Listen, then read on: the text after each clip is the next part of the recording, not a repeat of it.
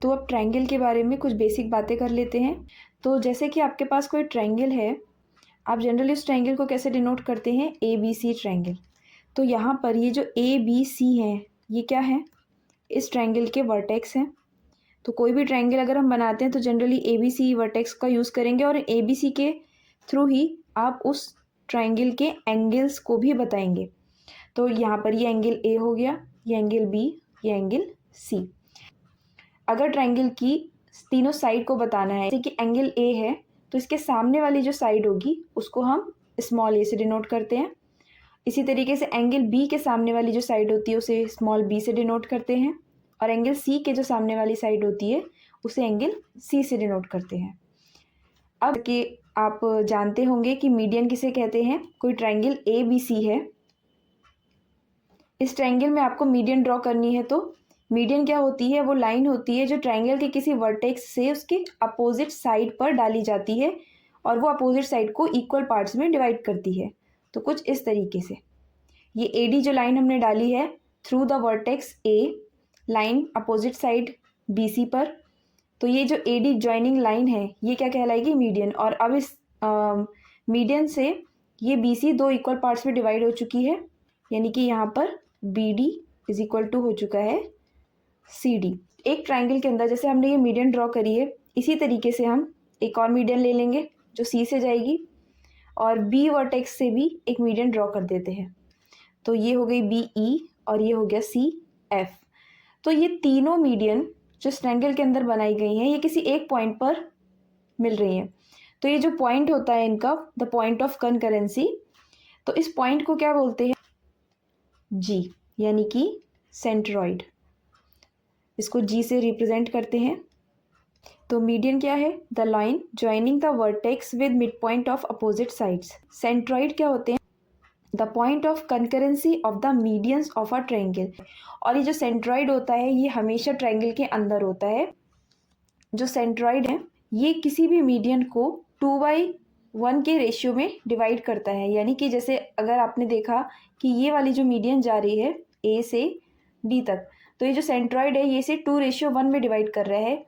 इसका मतलब ए जी ratio G D, ये जो रेशियो है ये कितना हो जाएगा, 2:1। बी ई मीडियन जो जा रही है वो कैसे डिवाइड करेगी, बी जी रेशियो जी ई, ये रेशियो भी कितना हो जाएगा, 2:1 हो जाएगा।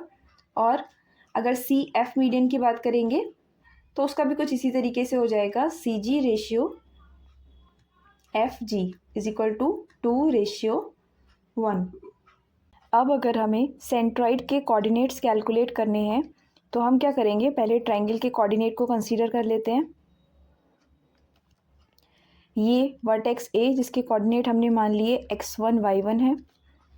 ये पॉइंट बी, इसके कोऑर्डिनेट हो जाएंगे x2 y2, और वर्टेक्स सी जिसके कोऑर्डिनेट x3 y3 है। अब ए से कोई मीडियन डाली है, पॉइंट डी मिड पॉइंट हो गया जो बी सी को इक्वल पार्ट्स में डिवाइड कर रहा है। एक मीडियन जा रही होगी जो सी से जा रही है और एक बी से। कुछ इस तरीके की फिगर आएगी। और ये पॉइंट क्या हो गया, सेंट्रॉइड जी, जिसके कोऑर्डिनेट्स आपको कैलकुलेट करने हैं। तो हमने मान लिया कि यहाँ से जो जी सेंट्रॉइड है इसके कोऑर्डिनेट हैं x, y। तो सबसे पहले हमें इस डी के कोऑर्डिनेट पता होने चाहिए, तो हम पहले इस डी के कोऑर्डिनेट निकाल लेते हैं। डी क्या है, बी सी का मिड पॉइंट है, बी डी और सी डी की लेंथ आपस में बराबर है क्योंकि ए डी मीडियन है। तो डी के कोऑर्डिनेट निकाल लेते हैं पहले हम, क्योंकि मिड पॉइंट फार्मूला लग रहा है यहाँ पर। तो डी के कोऑर्डिनेट क्या हो जाएंगे, x2 प्लस x3/2 और y2 प्लस y3/2।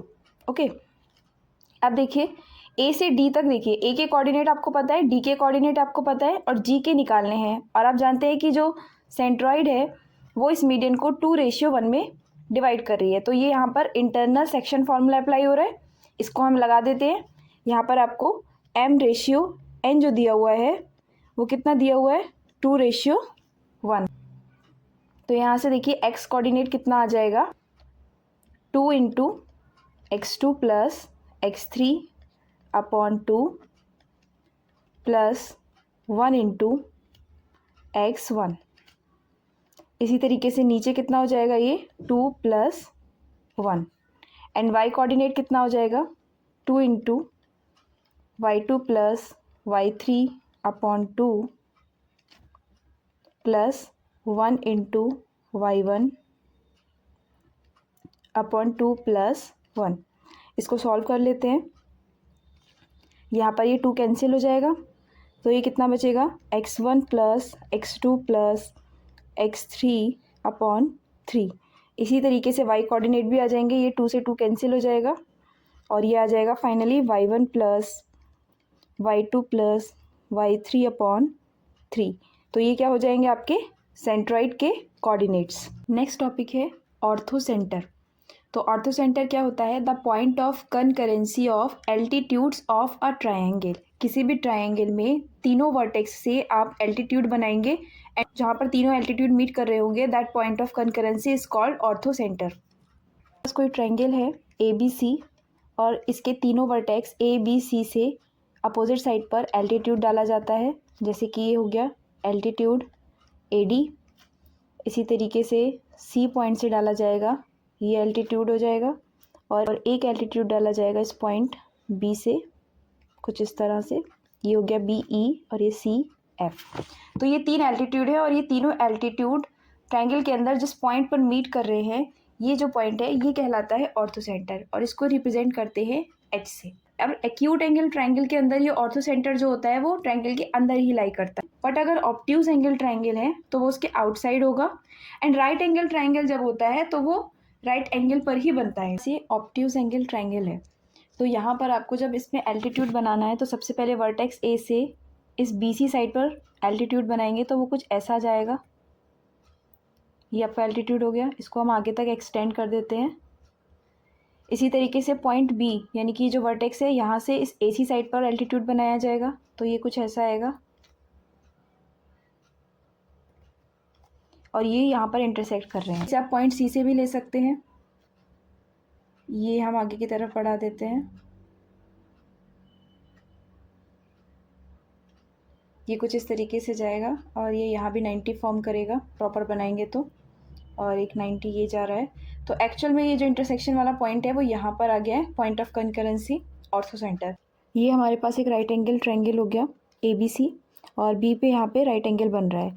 तो अगर आप देखें वर्टेक्स A से आप अगर परपेंडिकुलर ड्रॉ करेंगे, एल्टीट्यूड बनाएंगे तो वो तो यही हो जाएगा, सेम एज वर्टेक्स C से भी यही जाएगा और पॉइंट B से जो आप बनाएंगे वो एल्टीट्यूड कुछ इस तरीके से पास होगा, ये 90 degree.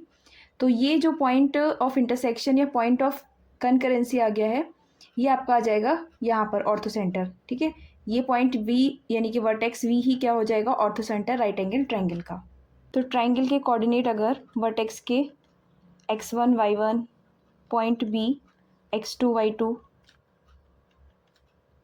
Point C x3 y3 ये कोऑर्डिनेट हो अगर आपके, तो जो ऑर्थोसेंटर के कोऑर्डिनेट्स निकल कर आते हैं वो ये आते हैं x1 10a + x2 10b + x3 10c upon 10a + 10b + 10c। Similarly y coordinate हो जाएगा, तो इसको हम ऐसे भी लिख सकते हैं समीशन x1 10a, जब आप इसको एक्सपेंड करेंगे तो वो सीक्वेंस में चलता जाएगा, प्लस x2 10b, ऐसे ही y कोऑर्डिनेट आ जाएगा।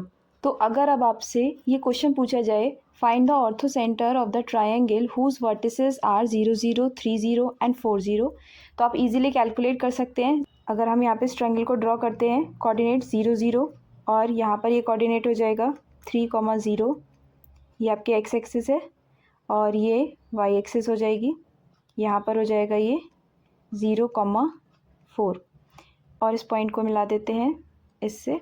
तो आप देख रहे हैं ये राइट एंगल ट्रायंगल फॉर्म हो गया है और राइट एंगल ट्रायंगल का जो ऑर्थो सेंटर होता है वो कहाँ पे लाई करता है, जहाँ पे राइट एंगल फॉर्म हो रहा होता है। तो जो उसका ऑर्थो सेंटर हो जाएगा H, उसके कोऑर्डिनेट क्या हो जाएंगे 0 0। Okay, the next topic is circumcentre. What is circumcentre? The point of concurrency of perpendicular bisector of sides of a triangle. जैसे आपके पास एक ट्रायंगल है ABC, अब इस ट्रायंगल के परपेंडिकुलर बाइसेक्टर करने हैं हमें तीनों साइड्स के। जैसे AB साइड है तो इसके मिड पॉइंट से एक परपेंडिकुलर बाइसेक्टर बनाया, वो कुछ ऐसे जा रहा है। इसी तरीके से परपेंडिकुलर बाइसेक्टर आपने ले लिया इस AB साइड का, वो ये ऐसे जा रहा है, और AC वाली साइड का परपेंडिकुलर बाइसेक्टर लिया, वो कुछ इस तरीके से जा रहा है। तो ये परपेंडिकुलर बाइसेक्टर जो है वो इस पॉइंट पर मीट कर रहे हैं, ये तीनों परपेंडिकुलर बाइसेक्टर हो गए।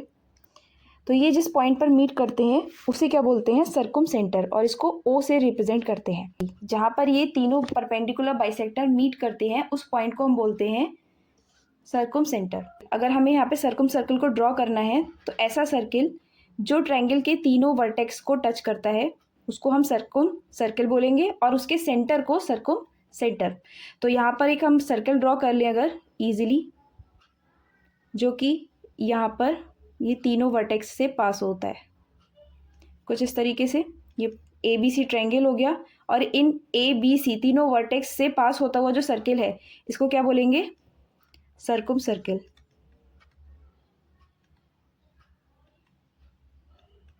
और कि जैसे आप ए बी सी वर्टेक्स से उस सर्कुम सेंटर की जो डिस्टेंस होगी वो इक्वल होगी, और क्या कहलाएगी, सर्कुम रेडियस। ये हो जाएगी सर्कुम रेडियस, और सर्कुम रेडियस को हम कैपिटल आर से डिनोट करेंगे, ठीक है। और ये का सर्कुम सेंटर हो गया है जिसको ओ से रिप्रेजेंट कर रहे हैं। अब ये जो सर्कुम सेंटर है ये ट्रायंगल के अंदर भी लाई कर सकता है और ट्रायंगल के बाहर भी लाई कर सकता है। तो एक्यूट एंगल ट्रायंगल अगर दिया है तो उसका सर्कुम सेंटर इजीली आप देख सकते हैं कि इनसाइड में लाई करेगा। इसी तरीके से ऑब्ट्यूज एंगल ट्रायंगल जो होगा उसका आउटसाइड लाई करेगा। और अगर राइट एंगल ट्रायंगल है तो ये हाइपोटेनस के मिड पॉइंट पर आता है। तो ये कोई राइट एंगल ट्रायंगल है ABC, इसमें जो हाइपोटेनस AC है इसका जो मिड पॉइंट होगा लेट्स से M, जब आप सर्कुम सर्कल बनाएंगे वो कुछ इस तरीके का होगा जो कि ट्रायंगल के तीनों वर्टेक्स से पास होकर के जाएगा कुछ इस तरीके से। I am not drawing good but it's okay. So ये सर्कुम रेडियस हो जाएगी AM, CM के बराबर होगा और BM के बराबर होगा। ये तीनों डिस्टेंस आपस में इक्वल होंगी, AM, CM एंड BM। ये क्या हो गई, सर्कुम रेडियस, जिसको हम R से रिप्रेजेंट कर सकते हैं। और आपने सबसे इनिशियली देखा था कि ये जो AC होती है, जो एंगल B के सामने वाली साइड होती है, इसको हम किससे रिप्रेजेंट करते हैं, इसको हम रिप्रेजेंट करते हैं B से।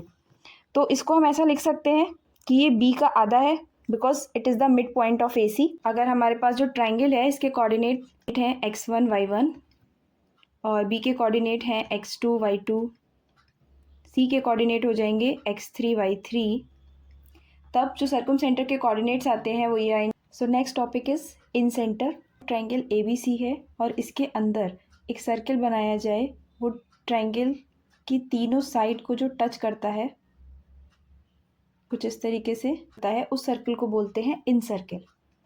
ये क्या हो गया, इन सर्किल। इसको I से डिनोट करते हैं, इसको स्मॉल r बोलेंगे। ये हो जाएगी इन रेडियस। तो ऐसा सर्किल जो ट्रायंगल्स की सारी साइड्स को टच करता है इंटरनली उसको हम बोलते हैं इन सर्किल, और उसका जो सेंटर है दैट इज इन सेंटर, जिसको I से रिप्रेजेंट करेंगे। और ये इन सेंटर की रेडियस हो जाएगी इन रेडियस, जिसको स्मॉल r से डिनोट करते हैं। अब ज्योमेट्रिकली अगर हमें इसको बनाना है तो कैसे बनाएंगे, किसी भी ट्रायंगल के तीनों एंगल के इंटरनल एंगल का जो बाइसेक्टर होगा उनका मीटिंग पॉइंट जो होता है the point is called in centre. Okay, तो यहाँ पर जैसे ये एंगल A दिया हुआ है, इस एंगल का बाइसेक्टर किया जाएगा तो एक लाइन कुछ ऐसे जाएगी। इसी तरीके से ये जो एंगल C जा रहा है इसका बाइसेक्टर बनाया जाएगा, और ऐसे ही एंगल B जो जा रहा है इसका बाइसेक्टर बनाएंगे। तो ये कहीं किसी पॉइंट पर मीट करेंगे, that point is in centre, और इसकी ये रेडियस हो जाएगी यहाँ पर। और इस तरीके से ये जो सर्किल बनाया जाएगा जो ट्रायंगल की तीनों साइड को टच करता है। So incentre can be defined as the point of concurrency of internal angular bisector of a triangle.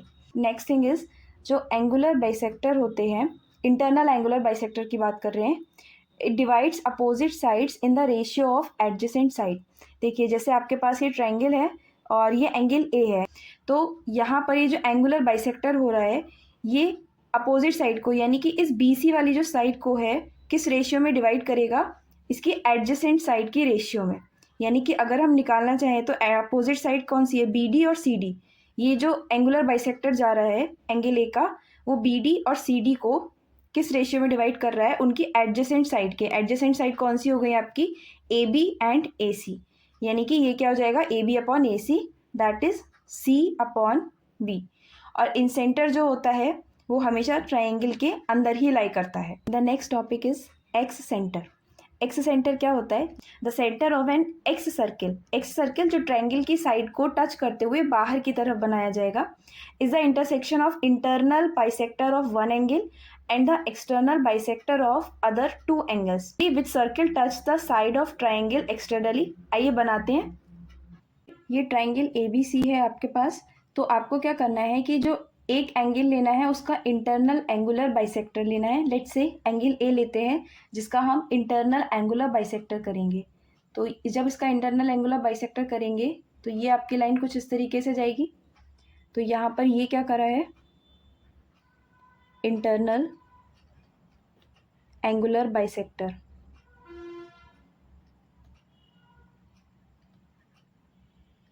ये आपका एंगल B है, ये इंटरनल एंगल है और ये एक्सटर्नल है। तो इस एक्सटर्नल एंगल का B और C आपने लिए हैं, ये दो एंगल, इनका एक्सटर्नल एंगुलर बाइसेक्टर करना है।